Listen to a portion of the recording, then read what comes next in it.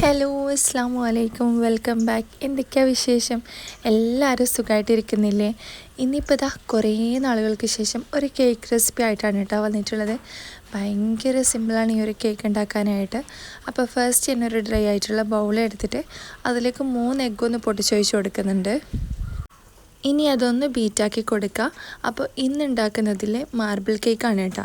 ഇതിന് മുന്നേ ഞാൻ ഈ ഒരു റെസിപ്പി ചെയ്തിട്ടുണ്ട് കുറേ നാൾ മുന്നേ. അതിൽ ബട്ടർ വെച്ചിട്ടാണ് കേട്ടോ ചെയ്യുന്നത്. അപ്പോൾ ഇത്തവണ ഉണ്ടാക്കുന്നത് ബട്ടർ ഇല്ലാണ്ട് എങ്ങനെ മാർബിൾ കേക്ക് ഉണ്ടാക്കാമെന്നാണ്. അപ്പോൾ ഈ ഒരു റെസിപ്പി അറിയാത്തവരാണെങ്കിൽ വീഡിയോ സ്കിപ്പ് ചെയ്യാതെ ഫുള്ളായിട്ടൊന്ന് കണ്ട് നോക്കാം കേട്ടോ. ഭയങ്കര സിമ്പിളാണ് ഇത് ഉണ്ടാക്കിയെടുക്കാനായിട്ട്. ഇനി ഇതിലേക്ക് ഒരു ടീസ്പൂൺ അളവിന് വാനില എസൻസും കൂടി ചേർത്ത് കൊടുത്തിട്ട് ഒന്നുകൂടെ ഒന്ന് ബീറ്റാക്കി എടുക്കുന്നുണ്ട്.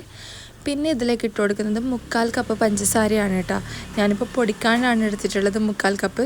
നിങ്ങൾക്ക് വേണമെങ്കിൽ 3/4 കപ്പ് ഷുഗർ എടുത്തിട്ട് അത് പൊടിച്ചിട്ട് വേണമെങ്കിലും ചേർത്ത് കൊടുക്കാം. ഞാനിപ്പം അങ്ങനെ തന്നെ ചേർത്ത് കൊടുത്തിട്ട് ബീറ്റാക്കാണ് കേട്ടോ ചെയ്യുന്നത്. അപ്പോൾ നല്ല പോലെ ഫ്ലഫി ആവുന്നത് വരെ ബീറ്റാക്കി എടുക്കുക. ഇതിപ്പോൾ നല്ല ക്രീമി ആയിട്ട് തന്നെ ബീറ്റാക്കി എടുത്തിട്ടുണ്ട്. ഇനി ഇതിലേക്കൊരു 1/2 കപ്പ് അളവിൽ ഓയിൽ ചേർത്ത് കൊടുക്കുന്നുണ്ട്. എന്നിട്ട് ജസ്റ്റ് ഒന്ന് മിക്സാക്കി കൊടുക്കുക.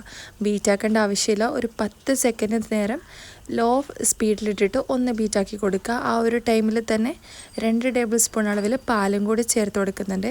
പിന്നെ കേക്കിലേക്ക് എപ്പം പാലെടുക്കുമ്പോഴും ശ്രദ്ധിക്കേണ്ട ഒരു കാര്യമാണ്, തണുപ്പോട് കൂടി എടുക്കരുത്. ഒന്ന് ചൂടാക്കിയിട്ട് ആ തണുപ്പൊക്കെ ഒന്ന് കളഞ്ഞിട്ടെടുക്കുക. പിന്നെ ഒരു അരിപ്പ വെച്ച് കൊടുത്തിട്ട് അതിലേക്ക് 1 കപ്പ് അളവിൽ മൈദ ഇട്ട് കൊടുക്കുന്നുണ്ട്. പിന്നെ 1 ടീസ്പൂൺ നിറയെ തന്നെ baking powder, 2 pinch baking soda, 1 നുള്ളു ഉപ്പ്. ബേക്കിംഗ് സോഡ 2 നുള്ളു മാത്രം ചേർത്ത് കൊടുത്താൽ മതി. ഒരുപാട് ചേർത്ത് കൊടുക്കേണ്ട ആവശ്യമില്ല. അതിൻ്റെ അളവ് കൂടാണ്ട് നോക്കുക കേട്ടോ.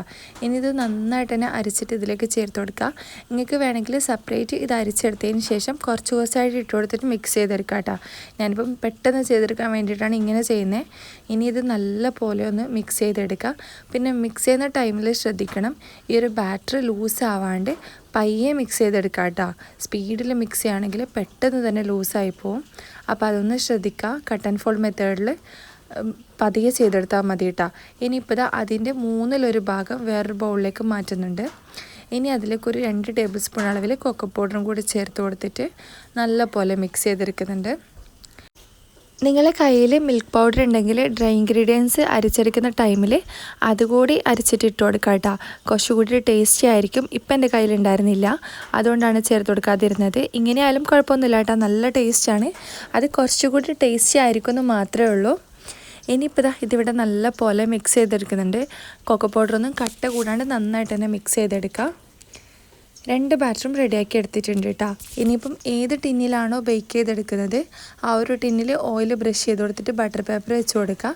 എന്നിട്ട് ബാറ്റർ രണ്ടും കുറച്ചായിട്ട് ഒഴിച്ചു കൊടുക്കുക കേട്ടോ. ആദ്യം ഒരു 2 ടേബിൾ സ്പൂൺ അളവിൽ നമ്മുടെ വാനില ബാറ്റർ ഒഴിച്ചു കൊടുക്കാം. എന്നിട്ട് അതിലേക്ക് 1 ടേബിൾ സ്പൂൺ അളവിൽ ചോക്ലേറ്റ് ബാറ്റർ ഒഴിച്ചു കൊടുക്കുക കേട്ടോ. അങ്ങനെ രണ്ടും കുറച്ചായിട്ട് ഒഴിച്ചു കൊടുത്താൽ മതി. അപ്പം നല്ല ഭംഗിയായിരിക്കും കാണാനായിട്ട്. അതുകൊണ്ട് തന്നെയാണ് കേട്ടോ നമ്മൾ ഈ ഒരു കേക്കിന് മാർബിൾ കേക്ക് എന്നുള്ള പേരും വന്നിട്ടുള്ളത്. അപ്പോൾ ഫുള്ളായിട്ടുള്ള ബാറ്ററും ഇതേപോലെ തന്നെ ഒഴിച്ചു കൊടുക്കാം. എന്നിട്ട് ടൂത്ത് പിക്ക് വെച്ചിട്ട് ഒന്ന് ഡെക്കറേറ്റ് ചെയ്തെടുക്കുന്നുണ്ട് കേട്ടോ. ജസ്റ്റ് അങ്ങോട്ടും ഇങ്ങോട്ടൊക്കെ ഒന്ന് വരഞ്ഞു കൊടുക്കുന്നുണ്ട്. നിങ്ങൾക്ക് ഏത് രീതിയിലാണോ വേണ്ടത് അതേപോലെ ഒന്ന് ചെയ്ത് കൊടുത്താൽ മതി. പിന്നെ ഞാനെടുത്ത ടിന്നിൽ കുറച്ചൊന്ന് വലുപ്പം കൂടിയിട്ടാണ്. അപ്പോൾ അതൊന്നും നിങ്ങൾ ശ്രദ്ധിക്കുക. നിങ്ങളുടെ കയ്യിൽ 6 ഇഞ്ചിൻ്റെ ഒക്കെ ടിന്നുണ്ടെങ്കിൽ അതിൽ ചെയ്തെടുക്കുക. ഞാനിപ്പം അവലിലാണ് ബേക്ക് ചെയ്തെടുത്തിട്ടുള്ളത്. നിങ്ങൾക്ക് ഗ്യാസ് സ്റ്റോപ്പിലും ഇതേപോലെ തന്നെ ചെയ്തെടുക്കാം. ഇതിപ്പോൾ ഒരു 170 ഡിഗ്രിയിൽ അരമണിക്കൂറാണ് കേട്ടോ അവലിൽ ബേക്ക് ചെയ്തെടുത്തിട്ടുള്ളത്. ഇനിയിപ്പോൾ നമുക്കിതൊന്ന് ഡീമോൾഡ് ചെയ്തെടുക്കാം. നല്ല പോലെ ചൂടൊക്കെ മാറിയതിന് ശേഷമാണ് ഡീമോൾഡ് ചെയ്തെടുക്കുന്നത്. അപ്പോൾ അതൊന്ന് നോക്കുക. ചൂടോടെ ചെയ്യുകയാണെങ്കിൽ പെട്ടെന്ന് പൊട്ടിപ്പോവും. ഇതിപ്പോൾ കണ്ടില്ലേ, ഭയങ്കര സ്ലാബായിട്ട് കിടക്കുന്നത്. അത് ഞാനെടുത്ത ടിന്ന് ഭയങ്കര വലുതായിപ്പോയി. ഒരു 6 ഇഞ്ചിൻ്റെ അല്ലെങ്കിൽ 7 ഇഞ്ചിൻ്റെ ടിന്ന് മതി കേട്ടോ. ഇത് കുറേ വലുതായതുകൊണ്ടാണ് ഇങ്ങനെ കിടക്കുന്നത്. ഒരു 6 ഇഞ്ചിൻ്റെയോ 7 ഇഞ്ചിൻ്റെയോ എടുക്കുകയാണെങ്കിൽ നന്നായിട്ട് തന്നെ പൊങ്ങിയിട്ട് നല്ല ഹൈറ്റിൽ കിട്ടും. ഇതിപ്പോൾ ടേസ്റ്റ് ഒന്നും മാറില്ല. ഇതിങ്ങനെ പരന്ന് കിടക്കുന്നതേ ഉള്ളൂ. അത് ടിന്നിൻ്റെ വലുപ്പം കൊണ്ടാണ്. ഇനിയിപ്പോൾ നമുക്കിതിൻ്റെ ബട്ടർ പേപ്പറൊക്കെ ഒന്ന് റിമൂവ് ചെയ്ത് കൊടുക്കാം. എന്നിട്ട് നമുക്കിതൊന്ന് കട്ട് ചെയ്തെടുക്കാം കേട്ടോ.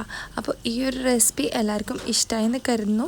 നിങ്ങൾക്ക് അവനിലല്ലെങ്കിൽ ഗ്യാസ് സ്റ്റോപ്പിൽ നമ്മൾ നോർമലി കേക്കൊക്കെ ബേക്ക് ചെയ്യില്ലേ, ഒരു റിങ് ഇറക്കി വെച്ച് കൊടുക്കുക ഒരു പാത്രത്തിലേക്ക്. എന്നിട്ട് അതിൻ്റെ മുകളിലേക്ക് നമ്മുടെ ടിന്ന് വെച്ച് കൊടുത്തിട്ട് ബേക്ക് ചെയ്തെടുക്കാം.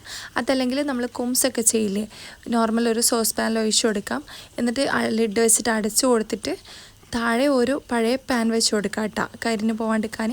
അങ്ങനെയും ചെയ്തെടുക്കാം. ആ ഒരു രീതിയിൽ ഇൻഷാ അല്ലാ ഞാൻ വേറൊരു വീഡിയോ ആയിട്ട് ചെയ്യാം. അപ്പോൾ ഇതാ ഇത് നമ്മളിവിടെ കട്ട് ചെയ്തെടുത്തിട്ടുണ്ട്. നല്ല സോഫ്റ്റാണ് കേട്ടോ, കഴിക്കാനായിട്ട് ഭയങ്കര ടേസ്റ്റാണ്. അപ്പോൾ എല്ലാവർക്കും ഈ ഒരു റെസിപ്പി ഇഷ്ടമായെന്ന് കരുതുന്നു. അപ്പം ഇന്ന് എന്തായാലും ഇതൊന്ന് ട്രൈ ചെയ്ത് നോക്കാം കേട്ടോ. മക്കൾക്കൊക്കെ നന്നായിട്ട് തന്നെ ഇഷ്ടമാവും. അപ്പം സ്കൂളൊക്കെ വിട്ട് വരുമ്പോൾ ഉണ്ടാക്കി കൊടുക്കുക. ഈ ഒരു വീഡിയോ ഇഷ്ടമായെന്ന് കരുതുന്നു. അപ്പോൾ വീഡിയോ ഇഷ്ടമായിട്ടുണ്ടെങ്കിൽ ലൈക്ക് ചെയ്യുക, കമൻറ്റ് ചെയ്യുക. പിന്നെ നമ്മുടെ ചാനൽ ഇതുവരെ സബ്സ്ക്രൈബ് ചെയ്യാത്തവരാണെങ്കിൽ എന്തായാലും സബ്സ്ക്രൈബ് ചെയ്യുക. അപ്പോൾ ഇതുപോലെയുള്ള ഈസി റെസിപ്പീസായിട്ട് നെക്സ്റ്റ് വീഡിയോയിൽ കാണാം. Thanks for watching. ബൈ.